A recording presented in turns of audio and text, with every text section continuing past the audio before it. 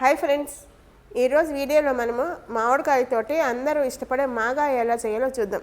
అది కూడా తీపి మాగాయ, వెల్లుల్లిపాయ వేసి. ఈ మామిడికాయల సీజన్లో కాయలతోటి రకరకాల పచ్చళ్ళు ఊరగాయలు చేస్తూ ఉంటారు. నేను లాస్ట్ ఇయర్ కూడాను 4-5 రకాల ఊరగాయలు చేశాను. మెంతుల మాగాయ, మసాలా తొక్కు పచ్చడి, నూనె మాగాయ, ఇలా తోడ మెంతికాయ, ఇలా ఎన్నో రకాలు పెట్టాను. వాటి లింక్ కూడా డిస్క్రిప్షన్ బాక్స్లో ఇస్తాను. ఇంట్రెస్ట్ ఉన్న వాళ్ళు చూసుకోవచ్చు. అంతేకాకుండా రకరకాల ఊరగాయలతోటి ఒక పెద్ద ప్లేలిస్టే ఉంది. ఇంట్రెస్ట్ ఉన్న వాళ్ళు ఒకసారి చూడండి.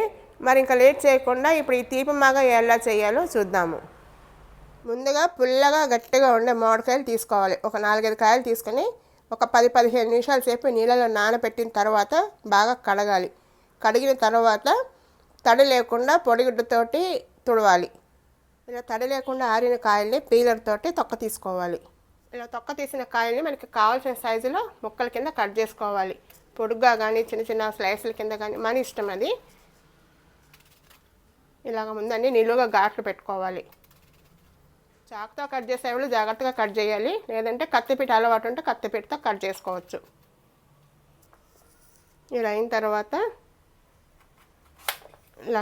ఇలా కట్ చేసామంటే అన్నీ స్లైస్ల కింద వచ్చేస్తాయి.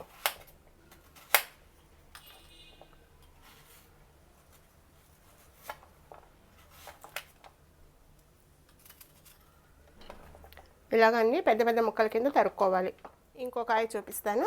ముందు నిలువుగా ఘాట్లు పెట్టుకోవాలి. మళ్ళీ చెప్తున్నాను, చాకుతో కట్ చేసేటప్పుడు జాగ్రత్త. ఇలా కొంచెం లోతుగా ఘాటు పెట్టుకుంటే ఈజీగా వస్తాయి ముక్కలు.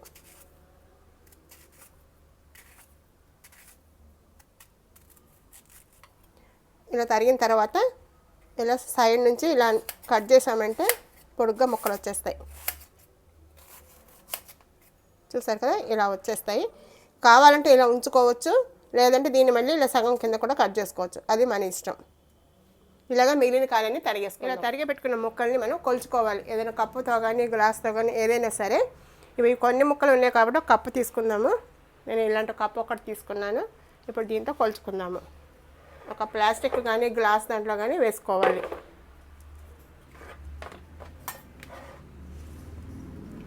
దీంతో కొంచెం ఒకటి వేసాను, 2,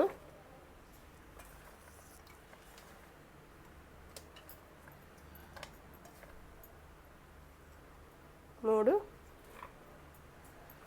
జస్ట్ మరి నిండా కూడా పోయట్లేదు, నార్మల్గా పోస్తున్నాను అంతేను.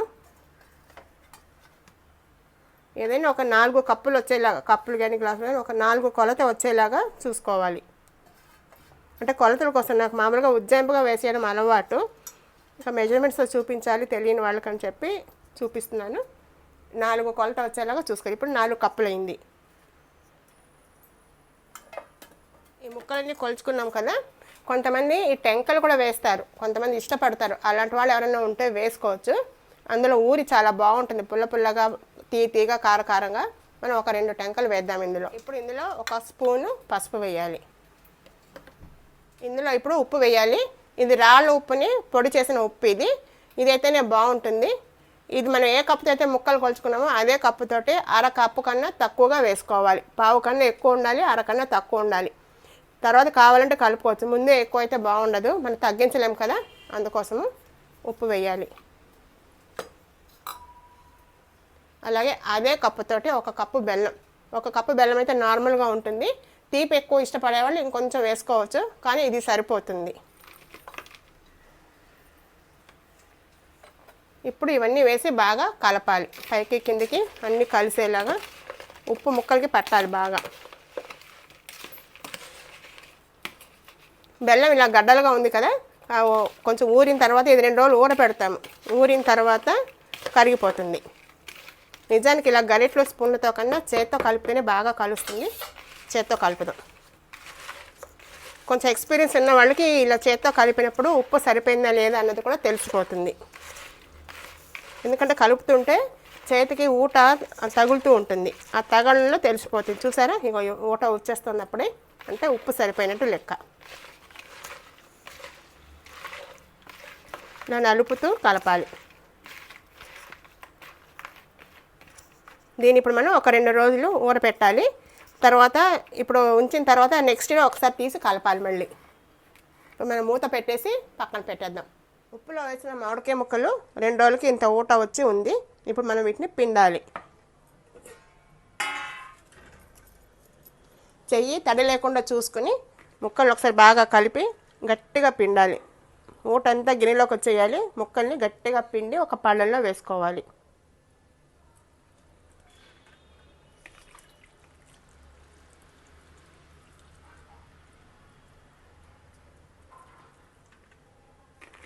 ఇలాగా గట్టిగా పిండుకోవాలి. ఇలా గట్టిగా పిండిన మామిడికాయ ముక్కల్ని ఇలా పళ్ళల్లో అన్నీ పరుచుకొని ఎండలో పెట్టాలి. చూసారు కదా, టెంకాయలు కూడా ఇందులో వేసాను. ఇది పక్కకు పెట్టి ఇప్పుడు ఈ ఊట వచ్చింది కదా, ఇంత ఊట వచ్చింది. ఈ ఊటను కూడా ఎండలో పెట్టాలి. కానీ ఇది లోతుగా ఉంది కదా, కొంచెం వెడల్పుగా ఉండే పళ్ళల్లో కానీ బేసిన్లో కానీ వేస్తే కొంచెం తొందరగా ఎండుతుంది. అందుకని ఒక బేసిన్లోకి మార్చుకుందాము. ఇది లోతు ఎక్కువ ఉంది కదా, తొందరగా ఎండదు. ఇందులో ఇప్పుడు ఒలిచిన వెల్లుల్లిపాయలు మనకి ఎన్ని కావాలంటే అన్నీ. ఇవి కొంచెమే ఉన్నాయి, 4 కాయలే కాబట్టి కొన్ని వేసాను. ఇది కూడా ఊటలో నానబెట్టాలి. ఇప్పుడు ఈ ఊటని ఈ మామిడికాయ ముక్కల్ని మంచి ఎండలో ఎండబెట్టాలి. మీరు కూడా ఒకసారి ఈ పద్ధతిలో ట్రై చేసి ఎలా వచ్చిందో చెప్పండి. మామిడికాయ ముక్కలు ఊట 2 రోజులు ఎండాయి బాగాను. ముక్కలు చూడండి తడి పొడిగా ఎండాయి, అంటే కొంచెం మెత్తగా ఉంది, మరీ గట్టిగా ఎండిపోలేదు, గలగల ఎండిపోకూడదు. ఇలా కొంచెం ముక్క మెత్తగా ఉండాలి, తడి ఆరాలి, ఇలా ఎండాలి. అలాగే ఊట కూడాను మనం ఇంతవరకు ఉండింది మనం పెట్టినప్పుడు, ఇప్పుడు సగానికి దగ్గర సగానికి ఎగిరిపోయింది. ఇప్పుడు దీన్ని మనం బాగా కలపాలి, ఎందుకంటే బెల్లం కిందకి దిగిపోయి ఉంటుంది. ఒకసారి కలపాలి. ఇప్పుడు ఈ ఊటని బాగా కలిపిన తర్వాత ఒక వెడల్పాటి బౌల్లో, ఒక మిక్సింగ్ బౌల్లోకి వేసుకోవాలి. మనం ముక్కలు తరిగిన డబ్బాలోనే వేసేసుకుందాం ఈ ఊటని. ఇప్పుడు ఈ ఊటలో కారం కలుపుకోవాలి. మనం ముక్కలు ఏ కప్పుతో అయితే కొలుచుకున్నామో ఆ కప్పుతోటి 1 వరకు వేసుకోవాలి. మనం కారాన్ని బట్టి, కొన్ని కారాలు కమ్మగా ఉంటాయి, కొన్ని కారంగా ఉంటాయి కదా, దాన్ని బట్టి మనము 1 వరకు వేసుకోవాలి. నేను 1కి నిండా వేయలేదు, కొంచెం వెల్తిగా వేసాను. ఇందులో ఇది వేసి బాగా కలపాలి కలిసేలాగా. కారం వేసి బాగా కలిపిన తర్వాత ఇందులో ఆవాలు మెంతుల పొడి, అది కూడా ఒక 1/2 కప్పు వరకు వేయాలి. ఈ స్పూన్ తోటి 2 స్పూన్లు వచ్చింది. ఇది కూడా ఇందులో వేసి కలిపేయాలి. నేను ఎప్పుడు చాలా పికిల్స్లో చూపించాను. నేను ఆవాలు మెంతులు ఈక్వల్గా తీసుకుని నూనె లేకుండా పొడిగా ఎర్రగా వేయించుకుని ఆరిన తర్వాత పొడి కొట్టుకుని పెట్టుకుంటాను. నేను ఆ పొడి ఎప్పుడు రెడీగా ఉంటుంది. ఆ పొడి ఇప్పుడు ఇందులో వేస్తున్నాను.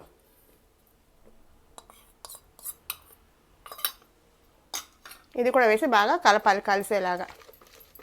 కారం మెంతి పిండి బాగా కలిసిన తర్వాత ఇప్పుడు ఈ ముక్కలు కూడా వేసి బాగా కలుపుకోవాలి.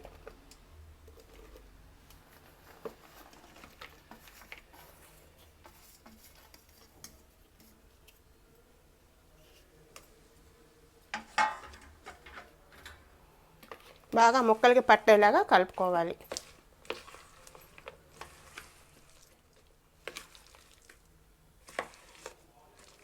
ఇది బాగా కలిసిపోయింది. ఇప్పుడు మనం దీనికి తాలింపు వేయాలి. తాలింపుకి నూనె పెట్టుకుందాము. ఇది అందాక పక్కన పెట్టుకుందాము. ఇప్పుడు ఒక మూకుల్లో పోపుకి సరిపడా నూనె వేయాలి. ఆ నూనె కూడా పచ్చళ్ళకి ఎప్పుడూ కూడాను పప్పు నూనె కానీ వేరుశనగ నూనె కానీ వేస్తేనే బాగుంటుంది. ఇప్పుడు ఇది కొంచెమే ఉంది కాబట్టి నేను వేరుశనగ నూనె వేస్తున్నాను. నూనె బాగా వేడెక్కింది. వేడెక్కిన తర్వాత ఇందులో ఆవాలు వేయాలి.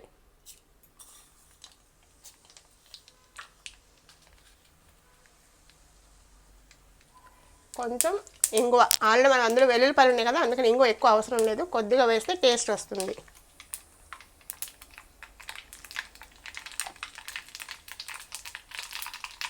ఆవాలు చిట్టుపట్లాడుతున్నాయి కదా, ఇప్పుడు స్టవ్ కట్టేయాలి. కట్టేసిన తర్వాత ఒక 2 ఎండుమిరపకాయలు తుంచి అందులో వేయాలి. ఆ వేడికి అది వేగిపోతుంది.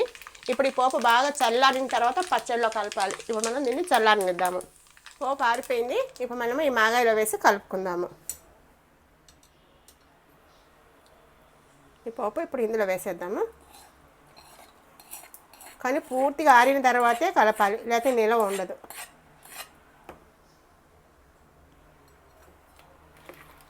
ఈ నూనె ముక్కలు అన్నీ బాగా కలిసేలాగా కలుపుకోవాలి.